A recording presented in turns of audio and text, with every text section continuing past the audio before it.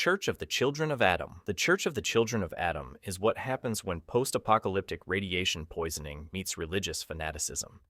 It's a cult built around the idea that nuclear explosions aren't just weapons, they're divine revelations.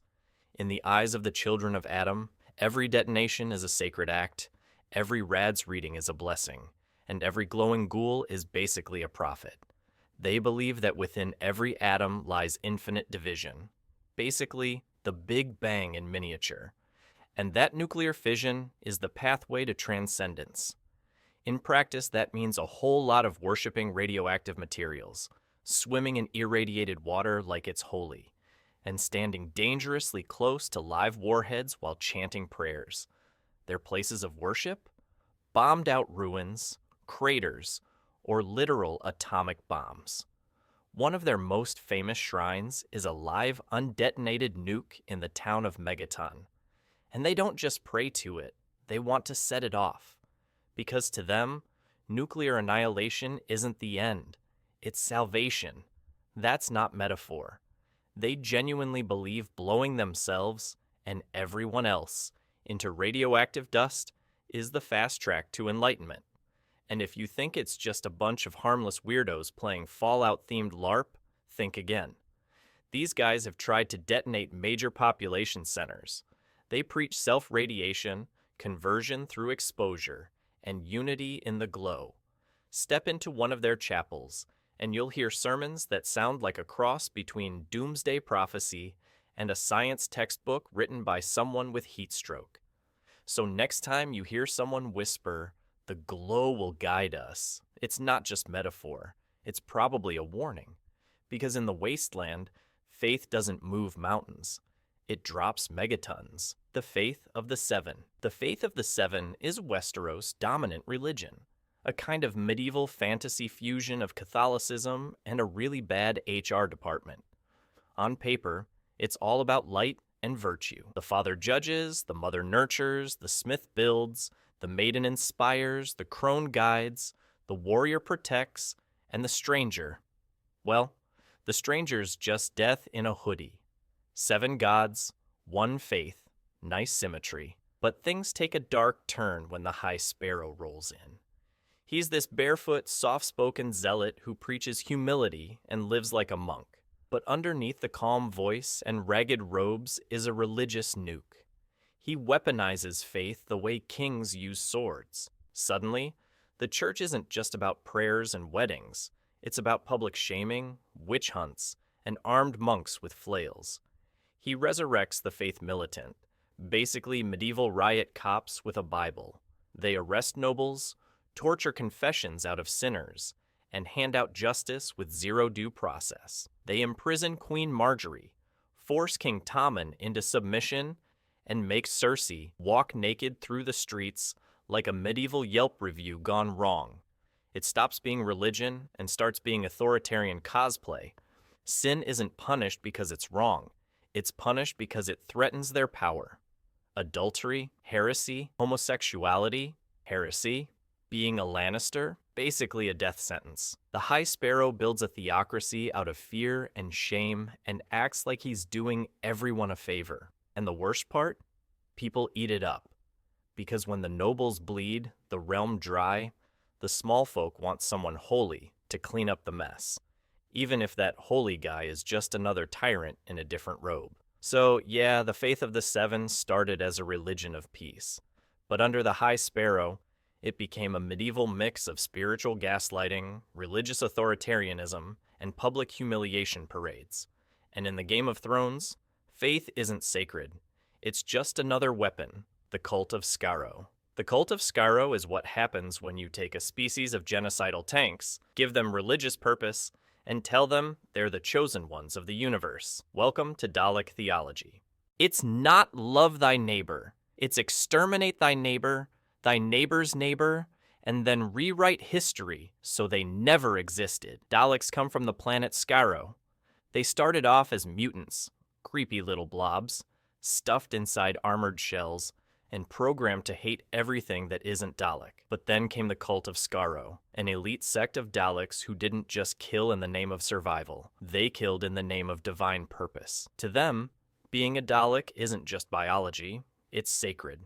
All non-Daleks, heresy, impurity, targets. They don't see themselves as villains. They see themselves as destiny. Their religion is built on the belief that the Daleks are the final form of life, the perfection of evolution, and everything else is an affront to existence, a cosmic mistake that needs to be erased. Their hymns, shouted in unison, exterminate. Their rituals, extermination. Their sacraments, even more extermination. And their god, the Dalek Emperor, a war-maddened, radiation-soaked monster who literally rebuilt himself as a deity. His gospel, genocide. His plan, convert all other species into Daleks or vaporize them trying. Even the Time Lords, the literal space gods of Doctor Who, are terrified of these guys. Because when the Cult of Skaro shows up, it's not just a war, it's a cleansing. They don't conquer, they purify. Entire timelines erased. Universes burned. Because in the religion of the Daleks, peace is heresy, and mercy is a virus. So next time you hear that grinding, echoing cry, exterminate, just remember, that's not war. That's worship. The Eschaton Cult. The Eschaton Cult isn't your average death cult. It's a full-blown body horror hive mind that believes becoming a squishy biomass monster is the next step in spiritual evolution. They don't wear robes or chant in Latin. They just absorb you, slowly, lovingly, and permanently. It all starts when Shodan, an unhinged AI with a god complex, tries playing space god and creates the Many, a writhing, mutated collective of flesh, tentacles, and psychic whispers. The cult that follows them? Not forced, not tortured. They want this. They choose to melt into the hive. They call it unity, enlightenment, ascension. What do they believe? That the individual is the disease. Ego is the enemy. True salvation comes from dissolving your mind into the collective and becoming part of one glorious, undifferentiated organism. And if that sounds like abstract sci-fi nonsense, picture this. Your crewmates turning into slimy, half-human abominations who whisper, "Join us," while swinging a wrench at your skull. They don't just worship the many, they serve them. They protect the biomass, feed the growth, sabotage life support so the ship becomes one big living womb of flesh and fungus. They call it the will of the flesh. You call it, holy crap, get this thing off me. The Eschaton Cult doesn't kill you for your beliefs. They lovingly convert you, step by step, neuron by neuron, until you're nothing but another voice in the endless chorus. Not gone, just assimilated. So if you're ever drifting in deep space and hear soft whispers in your head telling you to let go and become one with the meat, run or shoot, or both. Because in the Church of the Many, death isn't the end. It's just step one in your new flesh-based eternity. The Magisterium.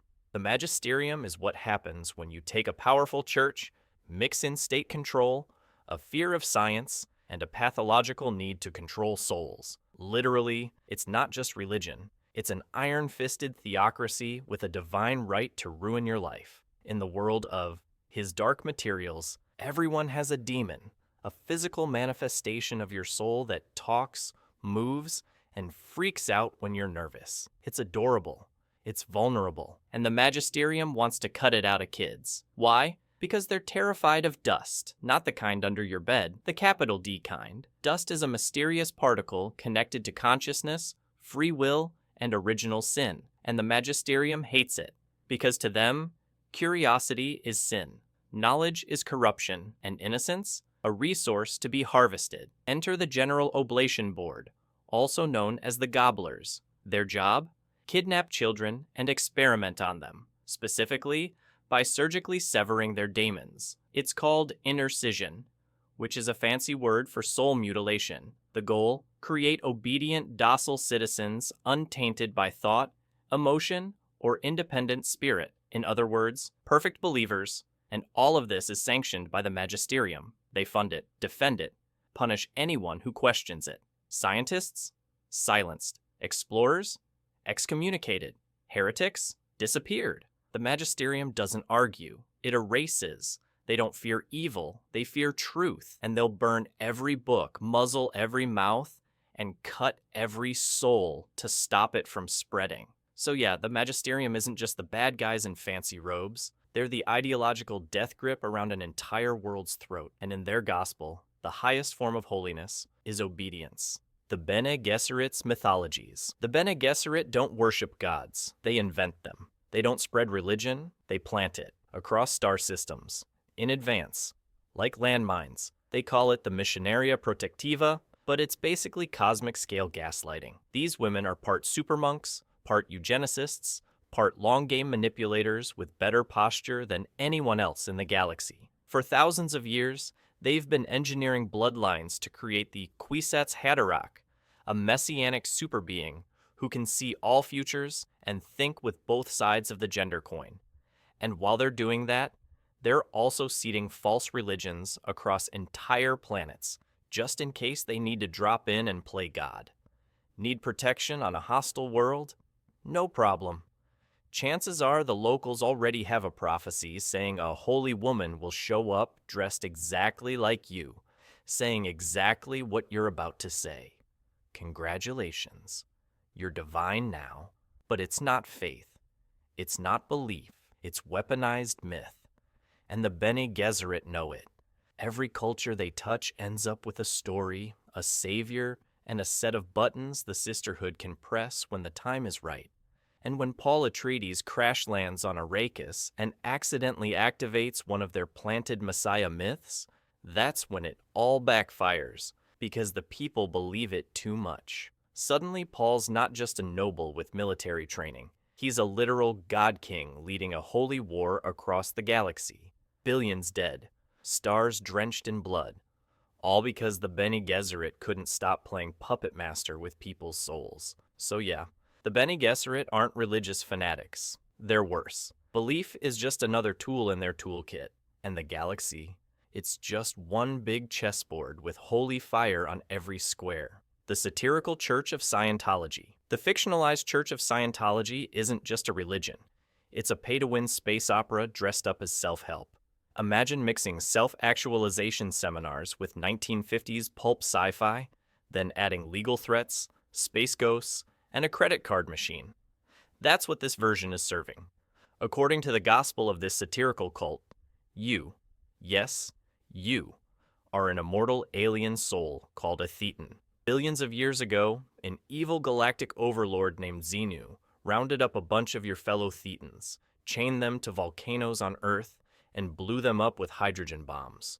Their souls floated into the atmosphere and now haunt your subconscious, giving you depression, anxiety, and probably a gluten allergy. The solution? Auditing. Not taxes, thoughts. Sit down, grab some metal cans, and confess your deepest fears while a spiritual counselor measures your soul's weight in guilt. And guess what? Every step towards spiritual freedom costs more than your car. Want to reach the next operating Thetan level? Better have 6 figures and a clean legal record. And if you question the doctrine, you're labeled a suppressive person, basically heretic with a target on their back. You're cut off from friends, family, and occasionally sued into financial oblivion. In this satirical version, enlightenment isn't found, it's billed. And the only thing holier than Scripture is your membership tier. This fictionalized church doesn't save souls, it franchises them. And instead of divine revelation, you get cosmic copyright law and a pamphlet telling you how to sue your own brain. So yeah, the satirical Church of Scientology isn't scary because of its beliefs. It's scary because it wraps them in contracts, NDAs, and a smiling rep asking if you've ever felt misunderstood by the universe. The Dark Eldar religion. The Dark Eldar don't pray, they feed. Their religion isn't about faith, it's about pain. Specifically, inflicting it. Constantly. Forever. Welcome to Kamara, a city built in a pocket dimension where the only law is excess, and the only god is a cosmic demon that wants your soul marinated in agony. Thousands of years ago, the ancient Elder Empire collapsed under the weight of its own depravity. They partied too hard, murdered too much, and invented entire subcultures around interdimensional torture. The result? They accidentally birthed a chaos god, Slanesh, the god of excess. She devoured most of their species in a single scream. But some of them escaped. They hid in the webway, this cosmic back-alley dimension, and rebranded as the Drukhari, or Dark Eldar. Now they worship Slaanesh not with altars and hymns, but by staying just barely one step ahead of her hunger. See? Slaanesh is always watching, always hungry, and the only way for a Dark Eldar to keep their soul from being devoured is to inflict suffering, endlessly. Torture sustains them, cruelty restores them. Every scream, every flayed nerve ending, every broken mind is spiritual currency. Without it, their souls rot from the inside out. Their temples, dungeons, their priests, pain cults. Their version of a religious holiday, raiding real space, kidnapping thousands, and turning them into performance art made of screaming flesh. It's not just evil, it's a survival strategy.